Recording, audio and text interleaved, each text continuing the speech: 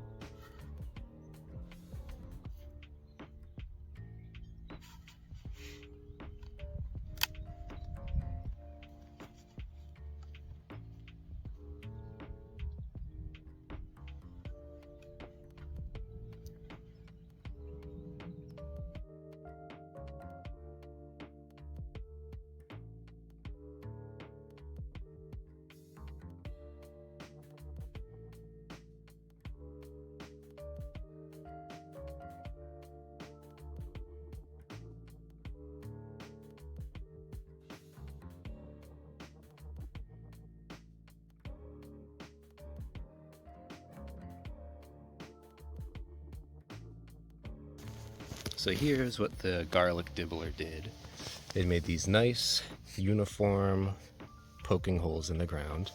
And of course it doesn't have to be perfect, it's not rocket surgery, but this is a nice way to kind of get them all to roughly the same size, distance, and depth. So you gotta put them in with this pokey side facing up. Just like that.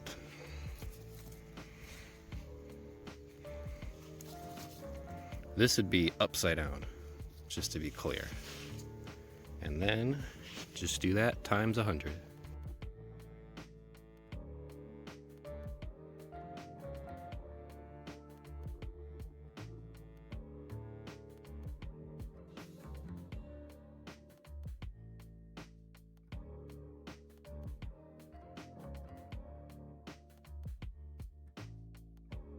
So here they all are, tucked in to their little homes, ready to get buried.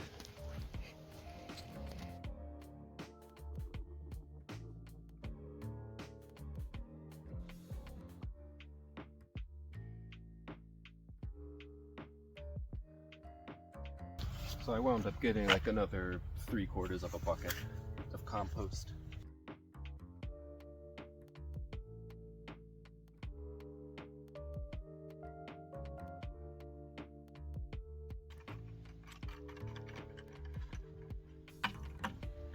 So that did a good job of mostly burying it, but I'm going to go ahead and rake it in just to finish it off.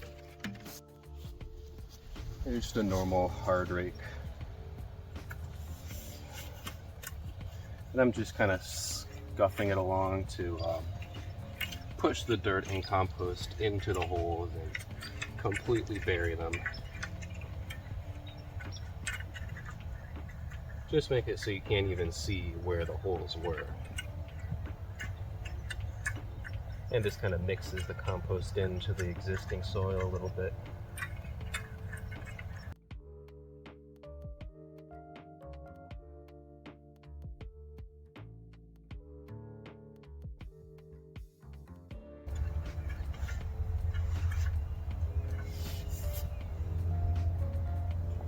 With municipal compost, there's always a little piece of plastic every now and then, so just watch out for that. All right, that's it. So this next step is optional, but I've had good success with it in the past. I like to put on a layer of leaf mulch just to kind of suppress down the weeds, because these are going to be in the ground over winter through spring. And last year I only weeded it maybe once, maybe twice, I think just once actually, because the leaf mulch does such a good job of suppressing the weeds down. So you don't have to do this, but I do recommend it.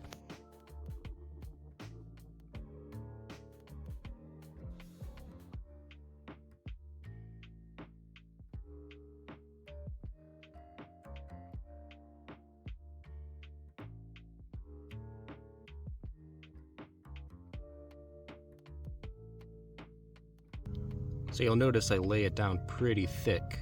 The reason I do that is because some of it will inevitably blow away in the wind, but most of it's going to stay. So I've probably got a layer maybe like 4 inches or so thick, and of course as it decomposes it'll get thinner as well. So that's about it. Really doesn't take much time or effort to plant this, and it's a very low maintenance crop. You don't really have to do much. Like I said, I only weeded it maybe twice last year. So it's pretty low maintenance, pretty easy to plant, pretty easy to deal with.